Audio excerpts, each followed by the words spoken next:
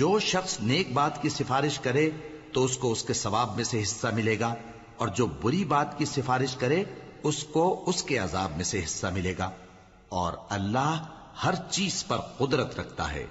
اور جب تم کو کوئی دعا دے تو جواب میں تم اس سے بہتر کلمے سے اسے دعا دو یا انہی لفظوں سے دعا دو، بے شک اللہ ہر چیز کا حساب لینے والا ہے۔ اللہ وہ معبود برحق ہے کہ اس کے سوا کوئی عبادت کے لائق نہیں۔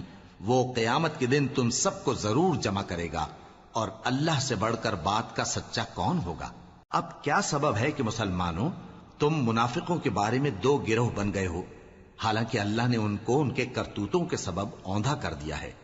کیا تم چاہتے ہو کہ جس شخص کو اللہ نے گمراہ رہنے دیا ہے اس کو رستے پر لے آؤ، اور جس شخص کو اللہ گمراہ رہنے دے تم اس کے لیے کبھی بھی رستہ نہیں پاؤ گے؟